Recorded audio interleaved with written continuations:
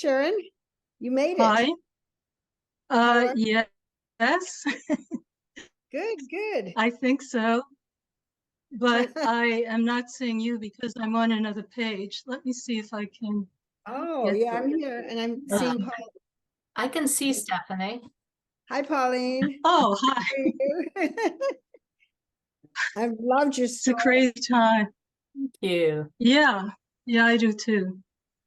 I worked in 3 years in a row in Egypt in 73, 4, and no, 6, 5, and 4. 1976, 5, and 4. Oh, 4, 5. wow. You were there so long ago. That was such a different time. Oh, it was. Believe me, it was. I know. I was there again before I returned to the States in 92. Mm. But Yeah, last time I was there was 2010, and I was there in 92 as well. oh, yes. Yeah, that's when I was teaching at the American University in Cairo. Oh, yes. That's a great school. Yeah, and it was still in downtown, which was just wonderful to have it be in the middle of everything. Well, yeah. I had friends that were there years ago, and they lived in Mahdi. Mm-hmm. When Yeah, they were I have a teaching lot there. of family in Mahdi. It's beautiful. Yeah. Wow. When did you? Oh, well, I'm not going to ask it. I'm not going to talk about the story. Sharyn, how's Washington? How's DC? Busy. Not so much because I'm doing a lot of things, but because I have to prepare for whatever this presentation is. It's Pauline, it's a presentation of poets from Seattle. It's showing diversity of literary styles and people and all sorts of things. Yeah. So we have to do a rehearsal later, and I keep getting notes on what a few little tweaks to the script, and it's just been ongoing. Yeah, these things usually are, but yes. they always work out. Well, yeah, it's only 45 minutes, the actual thing, but we do something else this afternoon, which is pretty easy. Although I don't know Yasmin. Yasmin's actually my daughter. Oh, how nice. Oh. Hi. Hello. Hi. Hey, Yazzie. That's nice that you could be here. Thank you. Yes, it Looking is. forward to it. Where are you? I'm in Philadelphia. Philadelphia? And Pauline, where are you? I'm in Roanoke, Virginia. Okay. Yeah. And I'm in Seattle, and Sharyn's in Washington, D.C. It's very, and there's a Duvall in there. I can't hear her, or T.J. Anderson. TJ's my husband. TJ's your husband, and Oh, I've got family support going on. That's fun. Well, that's good.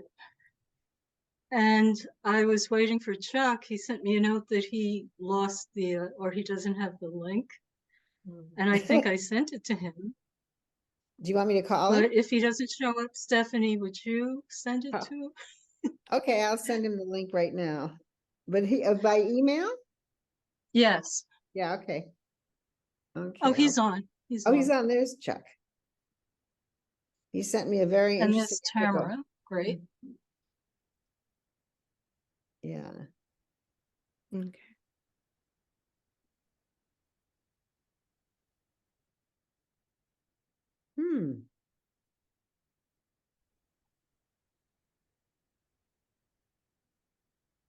Everybody, there's Chuck. Hi. Hi.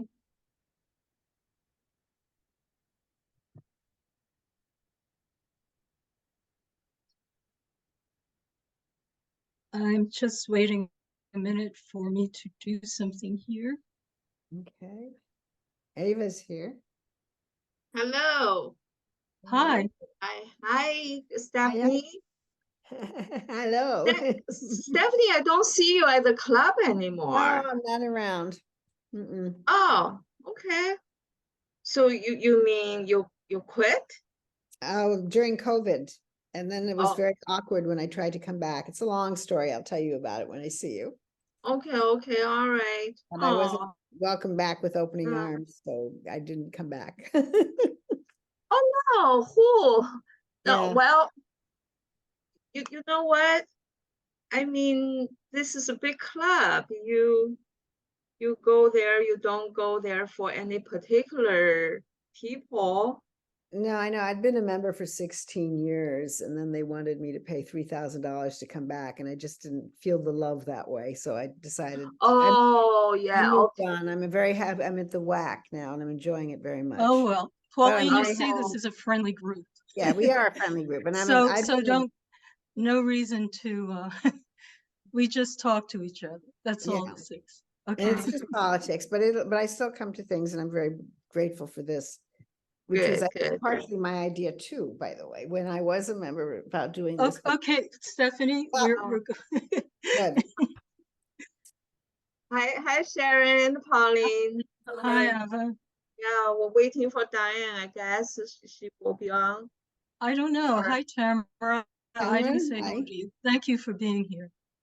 Oh, absolutely. I'm glad to be here. Oh, I always enjoy. Tamarah. Hello, Hello. Alpha. Hi. You say we're waiting for someone. Oh, for is Diane coming? Is she in town? Hope Mhm. so. Hope she will. And Dr. Johnson now today? Yeah, he's there. Oh, okay.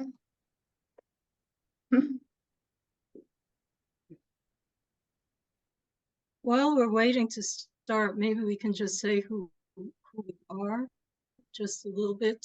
Tamara, you're the literary committee chair. Do you want to say anything? I would love to Okay. introduce everyone. So I actually am the former literary chair. I actually just Oh. resigned. There's so much going on in literary, and I'm positive that it's in good hands. So I can kind of move on to some other things that are coming up. But regardless of that, my name is Tamarah Rockwood, and I've been the chair of quite a few of committees at the Rainier Club, and I think that what's interesting is how after COVID and after all of the shutdowns, how we've been able to expand the literary committee and other committees to include Zoom meetings so that more people can be involved and we have more voices. And so I couldn't be more thrilled that this has been able to not only continue every week, but it's been so well structured. And we have a year's worth of new voices that we would not be able to hear in the club in a conventional manner. And so that's why I just cannot be more supportive of this event. And it's always a delight. There's always something that I'm learning from the authors that you've brought in, and it just expands my idea of what writing can be and also what perspectives can be used. And it makes the world a bigger place. It also makes it a smaller place, where there's so many universal themes that are just ubiquitous. So I am so grateful that everyone is here today, and I'm so excited to hear Pauline and what she has to say about her story. Thank you. I think you sum up everything about this series. It's wonderful. Let's see. You spoke to Stephanie. Do you want to? You explained yourself a little bit. I live in Seattle. I'm founding board member of Theater Puget Sound, which I'm very proud of. I'm working on a project now called Earth Grammy, which are giving tips about the environment so people can become part of the solution and not the pollution. So that's what I'm about. Okay, and Charles Johnson, he's also in the anthology. Yeah, I have the honor of being one of the authors that you selected. And so basically, I'm here as a fly on the wall to listen and learn from the other authors who you have been, having appear every other week to enrich our lives, which has happened. So I'm listening. Don't believe him that he's just listening, but that's okay. And we have two family members, the Andersons. You see their last name, husband and daughter. And Ava, you don't want to say anything, but I believe she's a lawyer. Yes, I'm still a lawyer and full-time. I'm working at the office, but I have been a member of the Rainier Club for a long time, since 2007, and have been actively involved in the participated in all the events by literary committee. I'm writing myself, but not a published author in any way yet. I haven't had that plan. I'm just like Dr. Johnson said, I'm here listening, learning, sharing, and be inspired outside my legal practice. Okay. And there's another person who I'm not familiar with, but not everyone has to speak if you don't want to. So why don't we get started? I think that all of you have seen Pauline's bio in the information, but I'll just say a few things about her. She was born in Egypt and lived with her extended family in a Cairo suburb until she immigrated with her parents to the Boston area when she was 8.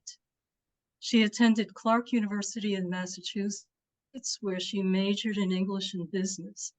She went on to receive her MA in English at the University of Michigan and her PhD in English and creative writing at Binghamton University. In Providence, Rhode Island, she taught at Rhode Island College and Rhode Island School of Design. In 1990, she went to Egypt with her husband, and they taught for 3 years at the American University in Cairo. During those 3 years, Pauline had the chance to reconnect with her family and immerse herself into the culture. For her, this was a period of intense artistic and personal growth. She returned to Egypt again in 2002 for 6 months, when her husband was awarded a Fulbright to teach at Cairo University. They visited Egypt again in 2010. She's the author of a collection of essays, a collection of short stories, a travel memoir, and a collection of poetry, maybe something else I'm not aware of. And she also co-edited an anthology of contemporary Arab American writing and literature. She was awarded a fellowship in fiction from the Virginia Commission of the Arts and has been in residency at the MacDowell Colony and the Virginia Center for the Arts. Pauline is currently Professor of English and Creative Writing at Hollins University in Roanoke, Virginia. Pauline, would you like to say something about your story?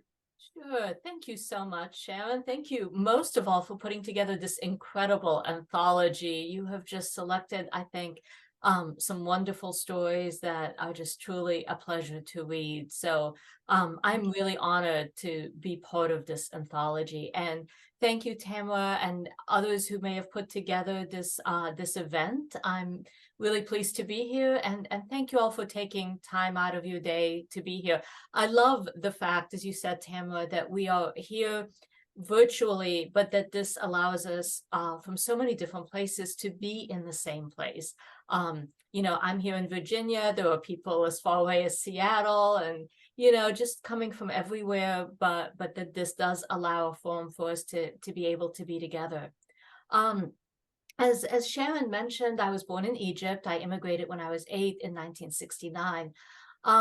I grew up in the Boston area, where in 1970 there were very few Egyptians, but that community grew and expanded as a lot more immigrants came from Egypt. And so I grew up very much in an Egyptian American community. And our friends were all Egyptians. My parents helped to start a Coptic church in the Boston area.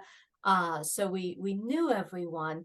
And so my my observations of people was very much based on this Egyptian American community. So not an Egyptian community, not an American community, but an Egyptian American one. And one of the things that I became interested in from a young age in terms of just watching and observing is the difference in the way that men and women experienced and responded to immigration. As I saw aunts and uncles and families coming and people finding jobs and establishing careers, I just found it interesting that men and women did not always experience immigration and the opportunities that are available in the US in the same way. And as most of you, of course, know, for immigrants, the notion of success or the notion of the American dream, especially for those first-generation immigrants, is based on economic success. That means a job with status. That also means a high-paying job. That's why you have so many immigrants encouraging their children to become doctors and lawyers and engineers and business people. If economic success and career status is achieved, it in some way or another helps to validate that decision to immigrate. And so economic success is really quite important. However, as many people in Egypt, there is still very much a kind of a traditional set of gender roles that people follow. So that economic success and the ability to achieve it is placed much more so on the man's shoulders. And women are very much expected, even though they may have an education, even though they may have a career, their primary responsibility still remains becoming a good wife, a good mother, raising the family, managing the family. And very often women have to sacrifice their careers in order to take on those roles, or they may be forced to or encouraged to give up a career in order to be able to take care of their families. And so especially in the 1970s, when a lot of immigrants were coming from Egypt, it was even more traditional than it is now. And many of these women had never worked before. And that was the case with my mother and with other women I knew. They had not had jobs in Egypt. They took care of their families. And so what I wanted to explore in this particular story is what happens to such a woman when she finds herself in the United States and begins to observe some of the possibilities that are available here.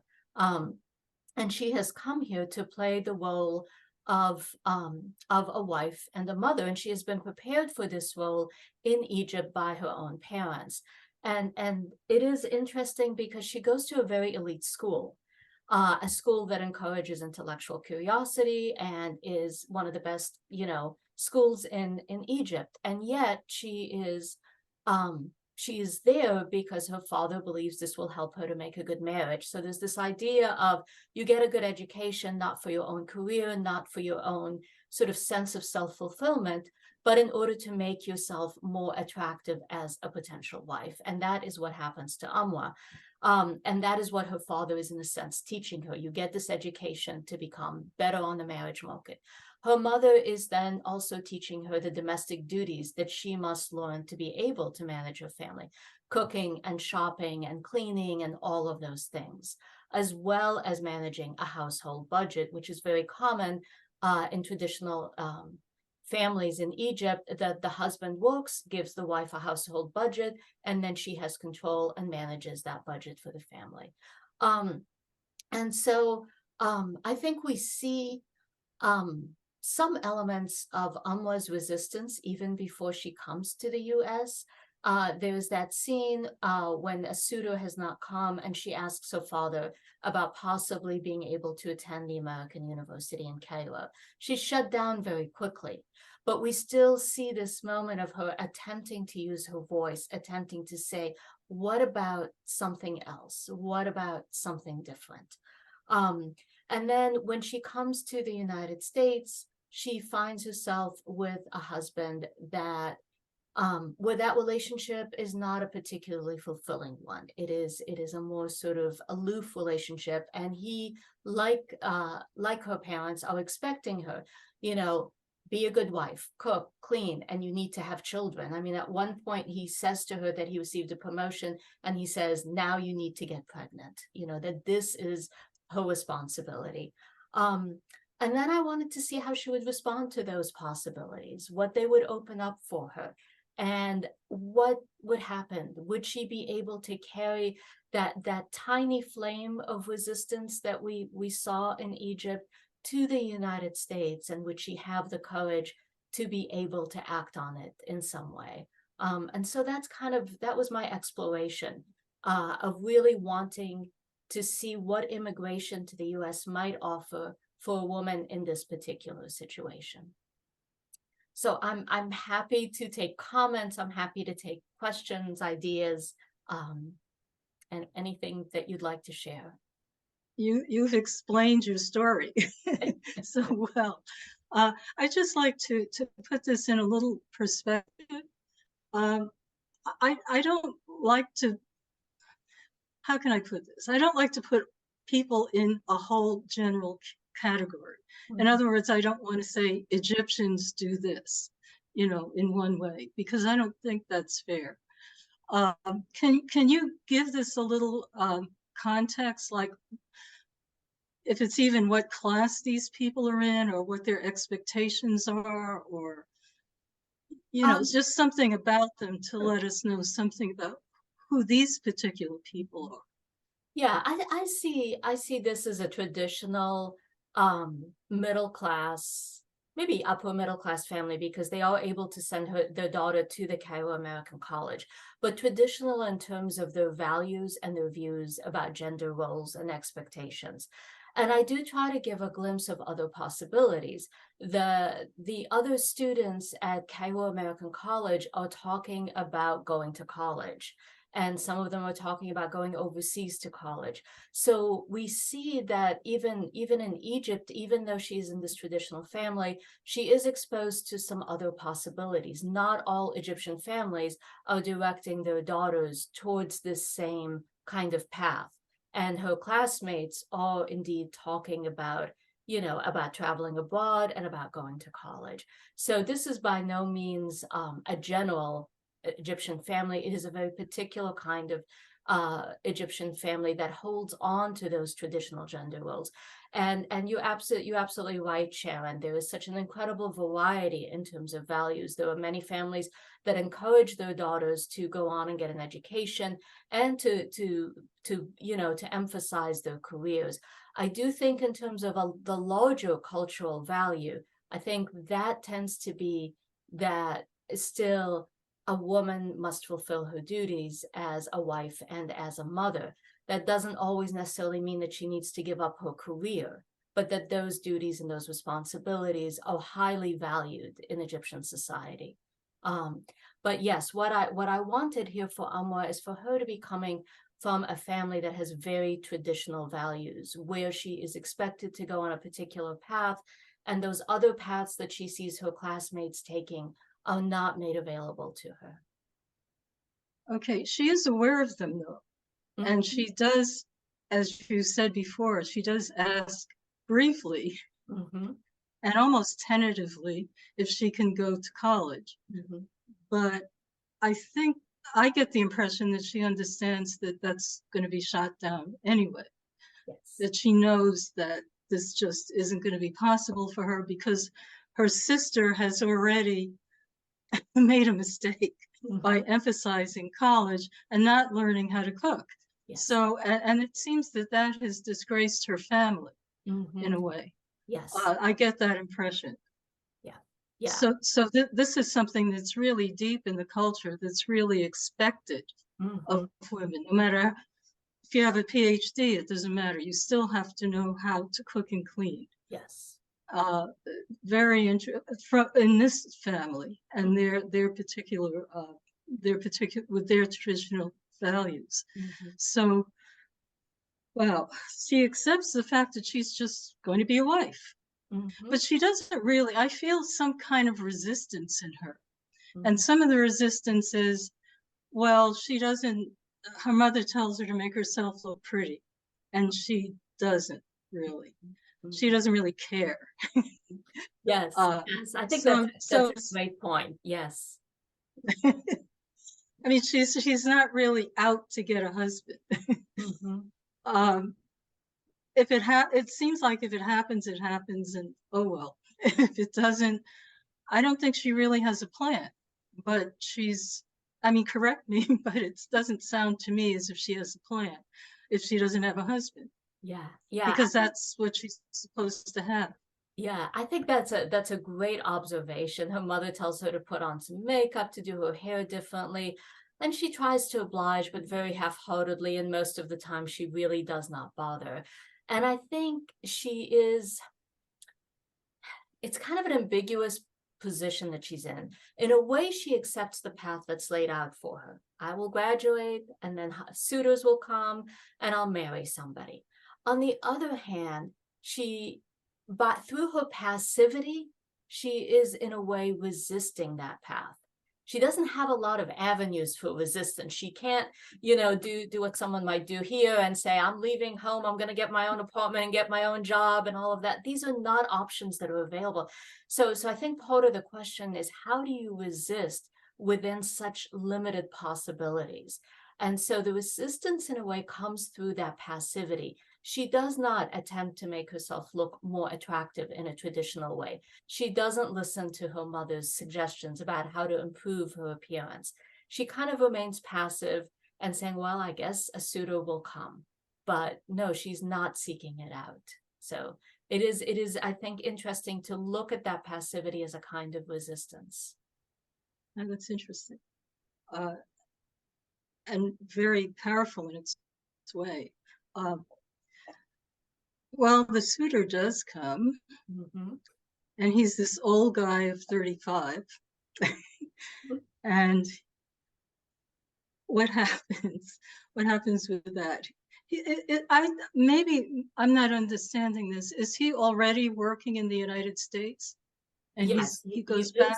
Yeah, he Yes, lives in he the is. United Okay. States. He works in the United States, and he has come back to Egypt to find a wife and take her back to the United States.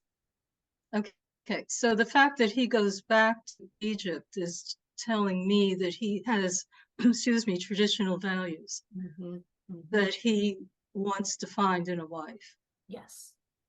That's his intention. Yeah, Okay, exactly. does anyone else have anything to say? This is a conversation. Stephanie? Yeah, I have a question. I found it fascinating. The mother has the only kind of, if you want, freedom that she has, and she imparts to her daughter, is being able to save some money from the household money, because to have freedom in a sense is money. And has that same thing happened to her when she's in the United States, that she's learning, she opens a bank account. And my thinking is she's going to be a big banker someday. But I like that possibility.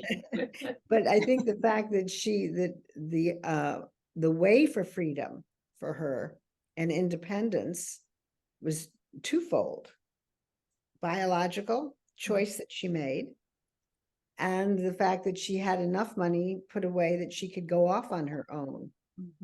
Is that true, or? Yes. I think I'm fascinated by economic power and how you can have economic power when you're not supposed to have economic power. This idea of managing a household budget that you are given. So it appears on the surface as if in that particular situation, a woman would not have economic power. She's not working outside of the home. She's not earning her own salary. The husband determines kind of how much money to give her to run the household. But once she has that money, it is interesting how she does find a way to take power, how she finds a way to save a little bit, to put some aside. And her mother has figured out that some economic power is very important for a woman. And so in the midst of teaching her these very traditional rules, like roles of like, okay, when you go to the grocer, make sure he brings out the good potatoes for you to get from, make sure you get a good price for the eggplant. Don't buy the ones that are wrinkled and those kinds of things. And here's how you cook this and here's how you cook that.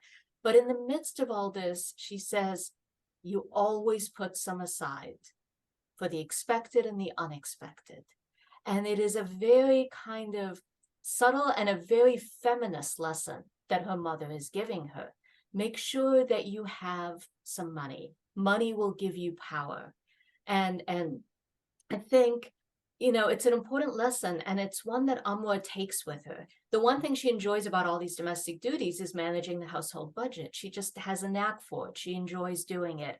And so when she gets to Egypt and finds herself repeating the pattern of her mother's life, this is part of the pattern that she repeats, and she remembers her mother's words and then begins to accumulate that money and eventually comes to recognize that it does give her a certain amount of power, ultimately the power to be able to leave her husband because she is less dependent on him in that way.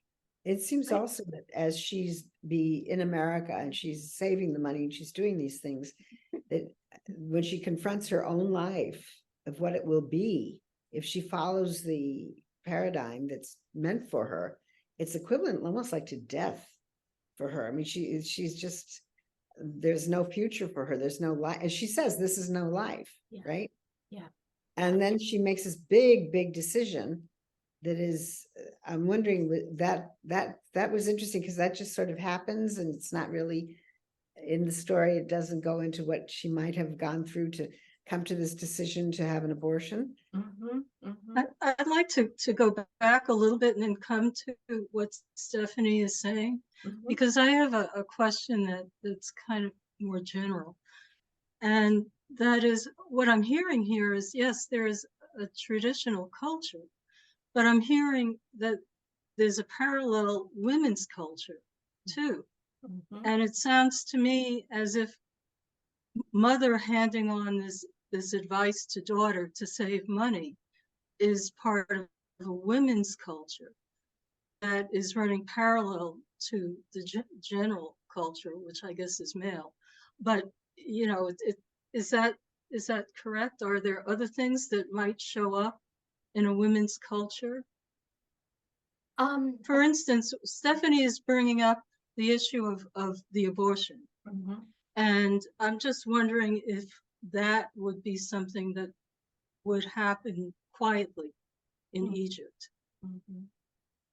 Yes, it would happen. It would happen very quietly and, almost in a way that is invisible, but it would happen. It can happen.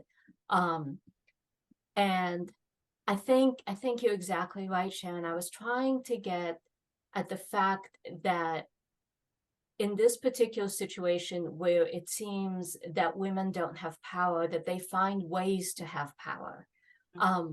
And one of those ways is economic. And the other one, as you said, Stephanie, is biological. How do you find a way to control your own body when you are in a society that says your body is intended for wifely duties and for having children? How do you find a way to do that? And as in every culture, even in those cultures where abortion is illegal, there are ways to find, to be able to have an abortion. In this case, Amor is able to do it legally, but she's able to figure it out. She's able to make that decision, and it is a powerful decision because it is her greatest act of resistance. Although one could say that opening that bank account only in her name is also a great act of resistance. They really both are. But in both cases, she is choosing a different kind of life, one that she can control. She wants to be able to control her own body. And she has been placed in a situation with a husband that she clearly does not care for, and who does not seem to care for her beyond having her fulfill her duties. And she does not want that. And she finds a way out. And once she does that, I think that decision to have an abortion is almost there's no return from that. She recognizes that after doing that, she cannot return to this marriage and fulfill the expectations that are placed on her. And it's, I think, let's see, towards the end, she's making the stuffed cabbage that Fareed has asked her to make, remembering the things that her mother has taught her in terms of how to make it. Then she looked down at her own body, sensing the new heart that would be beating. No, she said. Once she had finished rolling the cabbage, she pulled out the phone book, and after a few attempts of looking under different headings, she found what she wanted. She called and set the appointment for the end of the week. It's that moment when she looks down at her own body and she says no. Just no. She does not want this. She will not accept this life. And once she has that child, she recognizes that there will be no way out of the life. And as you said, Stephanie, at one point, she says, this is not a life. And on 124, she says, it says, Amma felt her days roll and recognized the pattern, a parallel to the years she had spent after finishing school and living with her parents. The trips to the grocery store weekly instead of the daily ones to the market, the cooking now for Fareed instead of her father, the social life limited to those who were similar, family in Egypt and other Egyptians here. America had held a promise of mystery, but once the newness of place had faded, she discovered there was nothing really different here. And that, I think, is really key for her. She does want something different. She doesn't quite know what it is, though. But she from the very beginning knows she wants something else. And so that moment when she says no is that moment when she says, I'm not doing this. Having this child means committing to this life, and I do not want this life. I have a question, and I Yes. regret that I haven't read this story because it sounds fabulous, but was this an arranged marriage by her parents, or is this typical of the situation that it would be common to have an arranged marriage? It's an arranged marriage, but I think the term arranged marriage has quite a range to it. In this particular cases we see with the sisters, different suitors come, and it is possible for the woman to have some choice. It is possible for the woman to accept the marriage proposal or reject the marriage proposal. So it's not an arranged marriage in the sense that this man was chosen for her and that she does not have a choice. Very often, this notion of arranged marriage is a little bit more like, you know, the man is ready to get married, the woman is ready to get married, and so socially, you know, the men come over with their families, and there is this kind of, let's check each other out, let's see if this can possibly work. And on both sides, the man and the woman, they have the ability to be able to say no. However, there are times where their families put a little pressure on them and you know, try to encourage them to say yes. So it's a choice, but then there's also the family pressure to be taken into account. And I think that's what we see with Amwa. She has not gotten suitors after she graduated. The economy is not good. It takes money to be able to get married and build a home. And so when this man comes, her parents encourage her to accept the proposal and to say, this is a good proposal and you should take it. So yes, arranged, but not forced, if that makes sense. May I ask a question in line with that? It seems that when she gets to the United States, so she's in America, it's the first time for her that she starts thinking maybe there is a romantic love that she could have, because she sees the man whom she talks to, then she meets the bank attendant, and all of a sudden she sees all these possibilities that she probably never would have thought of had she stayed in the marriage in Egypt. Is that true, or Yes, part of Americanization of romantic love? It is another one of those possibilities that opens up for her. One she had not really given much thought to, again, because as you said, that the opportunities aren't really there. And now, you know, she's unsatisfied with this husband. She's unsatisfied sexually with him. And that possibility of sexual fulfillment, of romantic love, of attraction begins to open up for her. And again, I think a lot of this for me goes around having a character who is unsatisfied, wants something, but is not really able to identify what she wants. And in that sense, she has a kind of openness as she takes in this new world that she finds herself in. And she sort of looks around and says, what is possible? You know, what can I find here?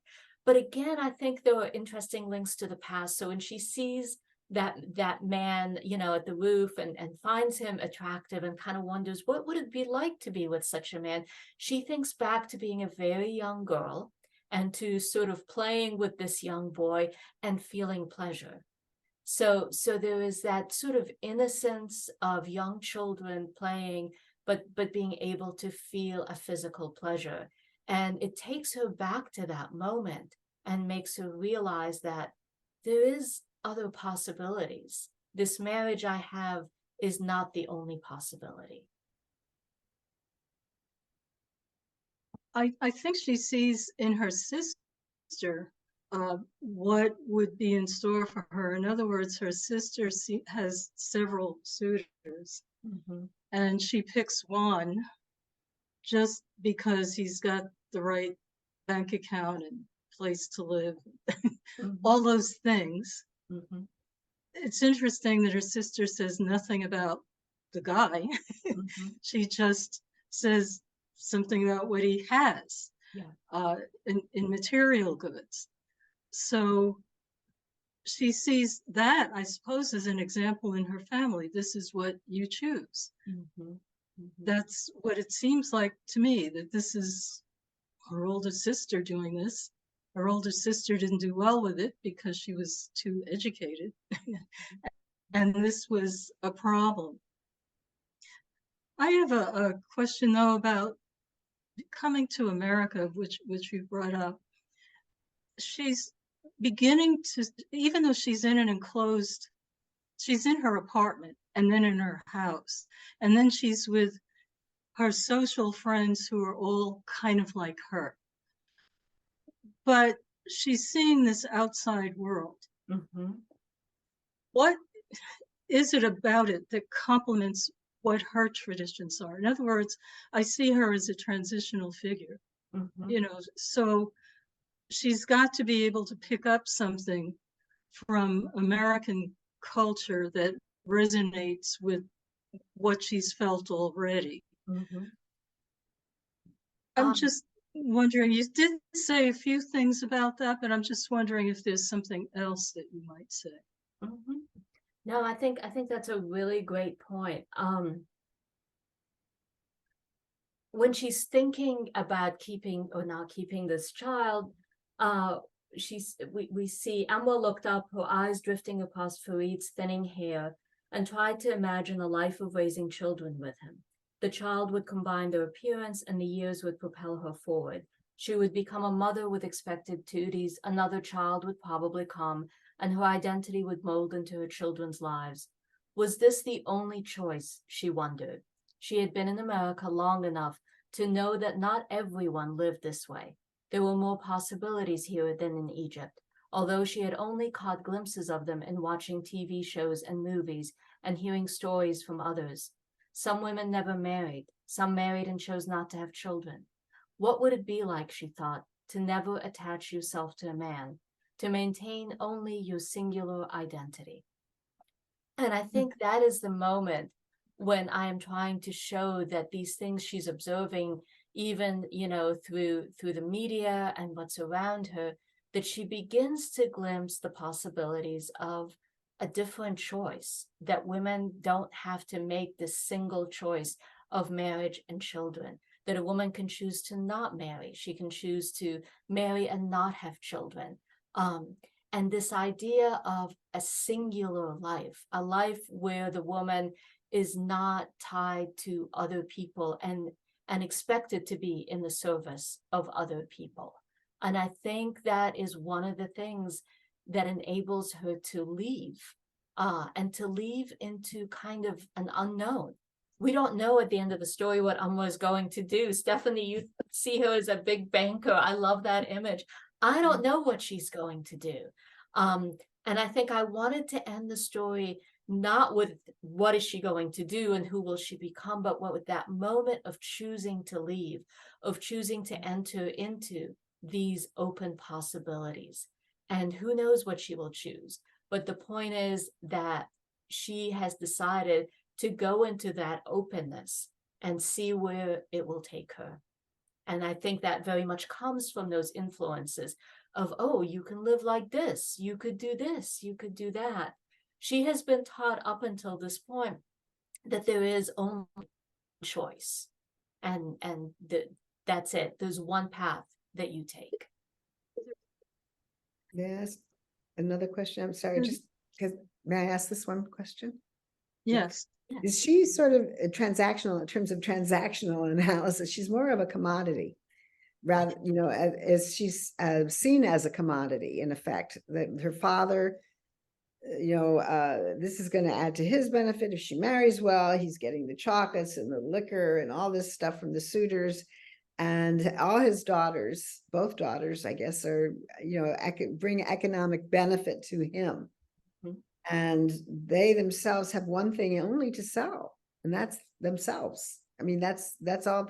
And yet they still have no control over that body either. It's based on what the husband says. He tells her, now you have to, you know, you've got the raise, you can have children, you have to have children now. Yeah. And there's no freedom at all. And I was going to ask if you could put it in a historical perspective, because this is in the 70s. This happens when President Sadat is president. Yes. Would this be different today? Yes, absolutely. Like all cultures, Egyptian culture has changed over time. And again, this is one particular family that has very traditional values. And even in the 70s, you know, there's always a variety of values and a variety of ways of doing things. And even in the 70s, there was a strong feminist movement in Egypt. There were women who were going to college, women who were becoming doctors and, you know, and engineers and business people and pursuing careers. Still very much expected to get married and have children. That expectation is still there. But I also think that today, the options, you know, continue to be there. I mean, a large number of women choose to attend university and choose to pursue careers. I will tell you that my family is predominantly middle class, and all of the young women in my family have received college degrees, and some of them have received graduate degrees, and some are doctors, and they are encouraged to pursue those careers, definitely. So yes, I think the culture continues to change and continues to open more opportunities for women, and that families do want to see their daughters succeed and receive a good education that they can use. Also, the economy of Egypt continues to deteriorate. And whereas perhaps in the 70s, it was a little bit more possible for a family to live on a single income, it is very difficult to do that now. You almost have to have both people working unless the family is very well off. So the need for women to work is also has become an economic necessity. May I ask a totally not correct question? Did you write her, this family, is it a Coptic family? Because there's a big difference in Egypt. I had that question too. I knew you would. Yes. I think because my family is Coptic, I think that is kind of my default when I'm writing, because that is the sort of specific Egyptian culture that I am more familiar with. So yes, I envision them as a Coptic family. I have written, you know, characters of other religions, but in this particular case, that's my imagination of them. Okay, yeah, I noticed in the story you didn't mention religion, even though you were mentioning marriage. So I think I did have that question too. Yeah, no, that's a good as to which tradition we were following here. Yeah, I think I mentioned. I have did you mention it? I think I mentioned the holidays at some point, maybe Easter and Christmas. I'm sorry if I missed it. No, it's okay. I'm trying to remember myself, but I thought that at some point, I might have mentioned the holidays, and that might have been a way of indicating, because I don't think this family's religion is the most important thing in No. terms of what is going on. It certainly plays a factor, but I think I might have mentioned the holidays in there. Okay, I have a counter question, sort of. How do men feel about this? How do How do men feel about it? In other words, here you have these women coming to the United States, suddenly getting liberated, and they're still traditional. What happens to the men? That is a great question. And I'll speak to this outside of the story, obviously. Although we see some elements of Fareed's reaction when Amr asks about getting a job, and he says, "No, don't you have everything that you need? You need to get pregnant. You're not going to get a job." So sort of affirming his position as the economic provider of the family. I have watched in my own community that there are times when a woman is able to do better in terms of getting a job and a career than her husband. And that definitely puts a strain on that marital relationship, because now things have shifted. And very often the men have difficulty watching their wives succeed, in a way that is greater than them. And it really puts a strain on the marriage as those roles shift. I've seen that more often, but I have also seen some cases where there have been men who have encouraged their wives and been incredibly proud of them for being able to do so well in terms of their careers, and express that pride in them, and were really quite happy that they were able to do even better than they were able to do. So I've seen both, a little bit more where their sense of masculinity, their sense of identity is damaged when they see their wives doing better than them. But I have also seen the opposite. Well, that's good to know that it's not all the men are like Fareed. No, definitely not. Definitely not. And there are many men who encourage their wives to pursue their education, to get a higher degree, and are really very, very supportive of them succeeding, and see that success as contributing to the overall family life, and see their situation much more of a partnership, including an economic partnership. Yeah. What will happen if you can project? I know you're not projecting what happens to Tamarah, but what might happen to Fareed? He's, I guess, getting to be close to 40 in this, if he's not already. What will happen to him? That's a If you great can question. project Can you that. turn that question around and ask all of you what you think will happen to him? Stephanie. I think he's going to go right back to Egypt and complain to her father and raise holy you know what with him. And I think he will wind up with another wife to bring back from Egypt. I don't think he's going to change his ways and become Americanized, so to speak, or start dating or go on the internet or anything like that. I think he'll go back to the source of his problems that he sees, which is the family in Egypt. Yeah. And I think, and the other thing I wanted to ask is, we don't see her in the story missing her mother. I can see why she might not miss her father, but we don't see her missing her mother or sister, or any maybe friends, which she doesn't seem to have in Cairo. And I was wondering about that. And I was also wondering, had they been in Alexandria, if they would have been a different story. Maybe Alexandria has its own culture. Right. Can you explain? I don't know if we all know what it is. I think Alexandria, because it's on the coast and it's a port city, it's much more cosmopolitan. There's more of a greater diversity in the population. So yeah, I just think it's a bit more open in some ways than Cairo is. I think that's what you're getting at, Stephanie. Yes, exactly. And the education level for women, because I worked with several women in the 70s, that were mostly actually from Alex, but Mhm. even though they taught at the university in Cairo, or they were joint Yeah. students, but and they drove, Mm-hmm. Mm-hmm. Yeah. so that was unique too. Could I ask a question about language? Mhm. Because this is something that is so fascinating to me.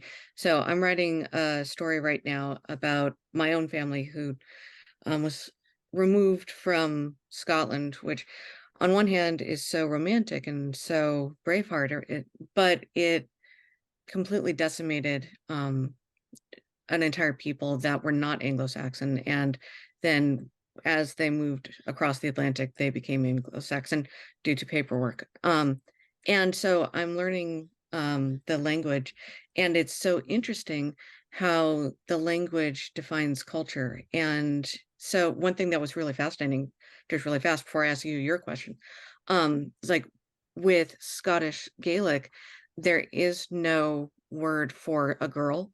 There is a word for a woman. So you are born a woman. You don't go through childhood. And I thought that that just was such an interesting perspective of how you are integrated into your village and your Beltine.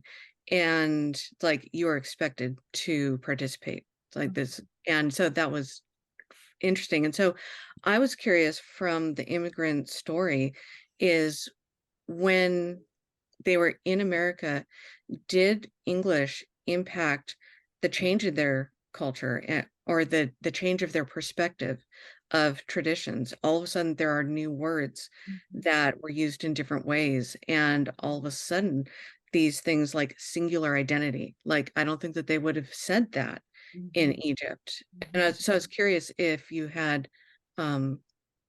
anything to say on that very vague question. No, that's a great question. It's a big question.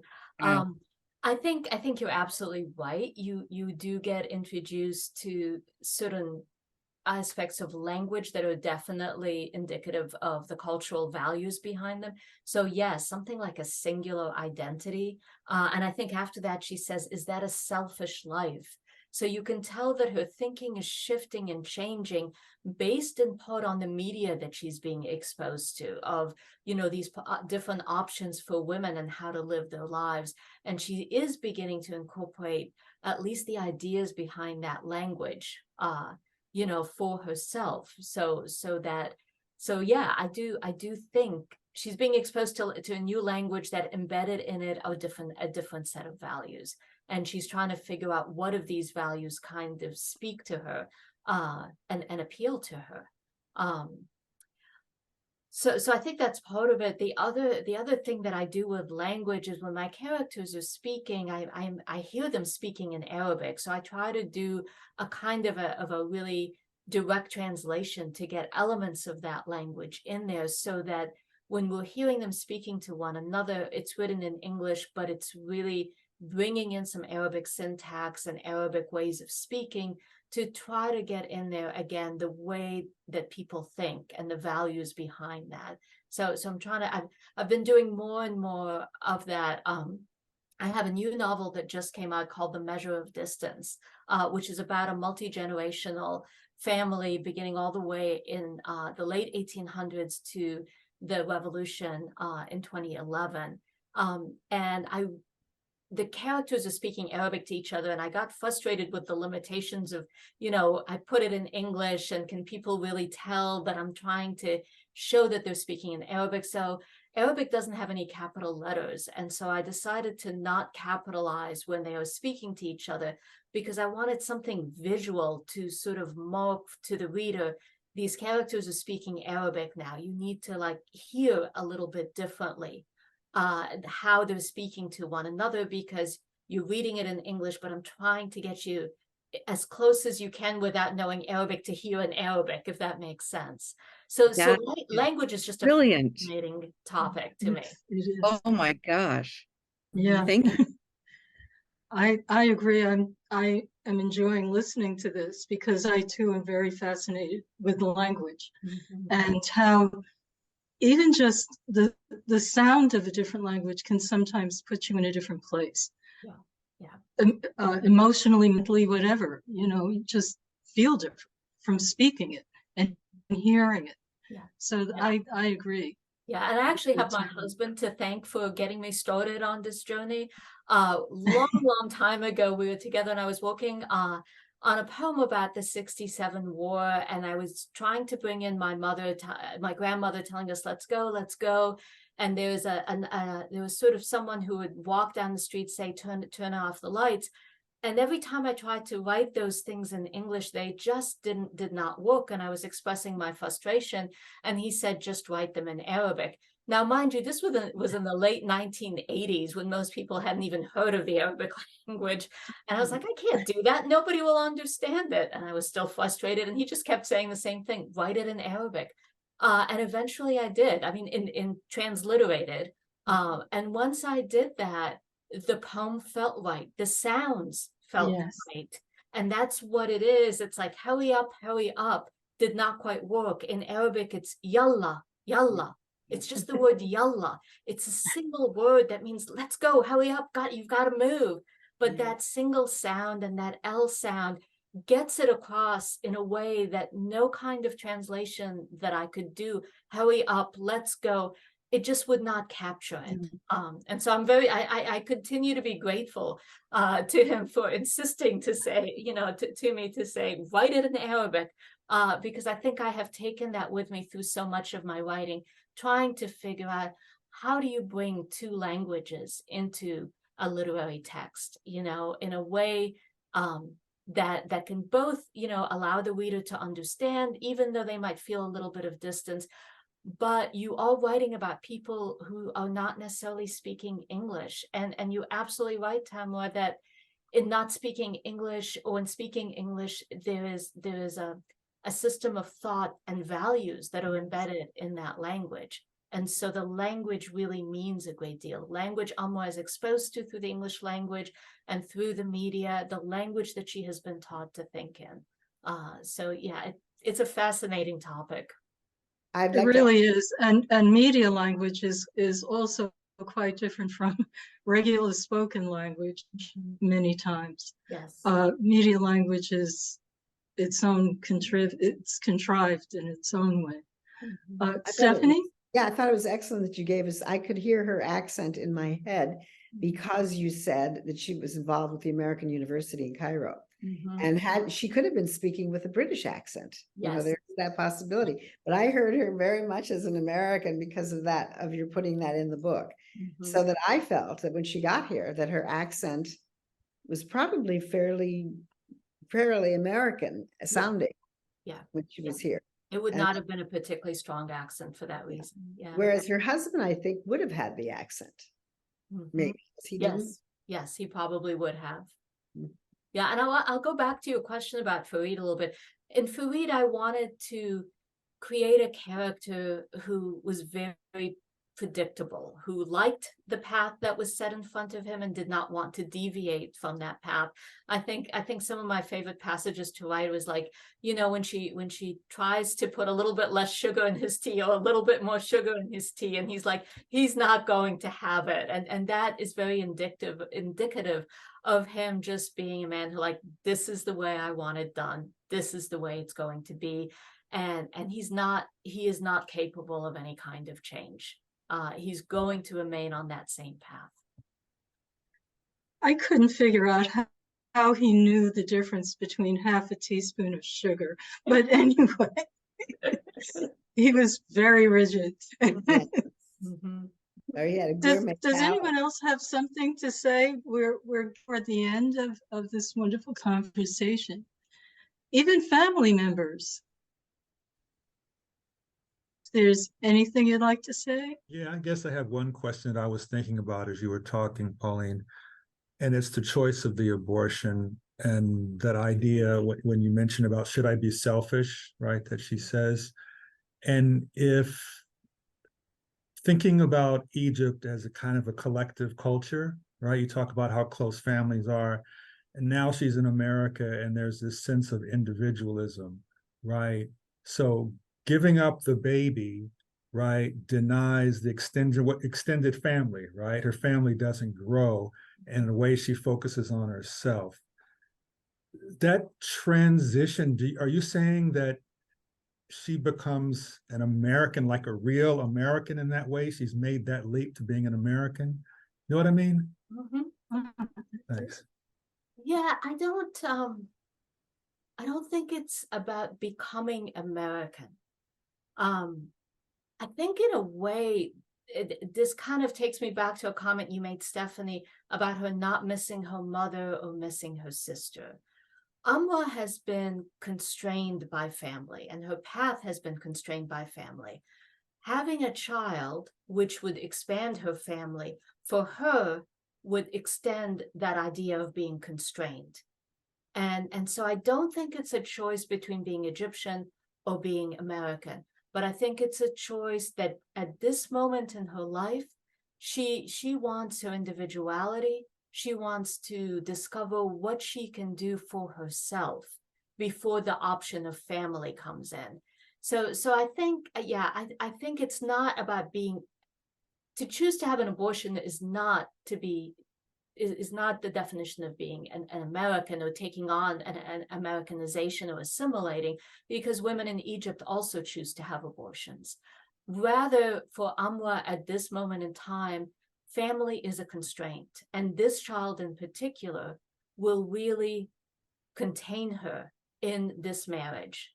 And so to have that abortion is a way of choosing herself first at this moment.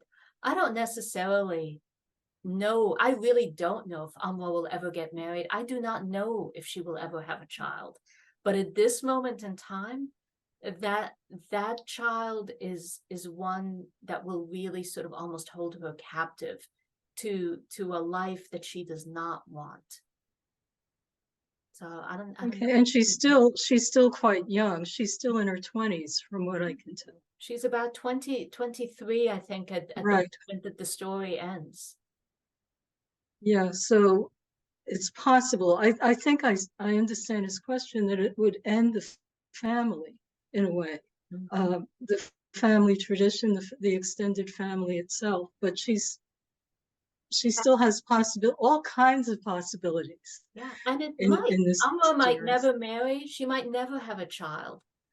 She might choose to live her life, essentially by herself, and not have a family. Perhaps for her, the way that she was raised, a family can only constrain her. And I don't think that's necessarily Egyptian or American. But I think, again, it's her sort of the individual place where she finds herself and what family has meant for her specifically. And so who knows? Maybe she'll never marry, maybe she'll never have children. Okay. I thought it was an incredible story. It was it's so many levels to think about. And I think we can all ponder it on many, many, many levels. And I just thought it was wonderful. And the only thing I can remember is Masalama. Masalama. Thank you, Stephanie. And what is that? I need a translation. I can embarrass myself by saying, when I came back on this project, I met the same people, and I thought I was going to speak and say hello. And I said, Masalama Hagag, Masalama. And they look at me. I was saying goodbye. Yeah. It means goodbye. And literally it would mean go in peace. Mm-hmm. Oh, okay. Well, that's nice. Okay. Thank you. Thank everyone. Yes. I all really like meeting the new people here. I like meeting your family. Beautiful. Thank you. And I'm very glad that there were other questions from most people in the who are here participating. I found it very fascinating, Pauline, and I'm very glad that you're in the anthology. Oh, I'm so happy. I'm very glad this. Okay, well, thank you very much. Thank you all. And thank you all. Thank you very, very much. Bye-bye.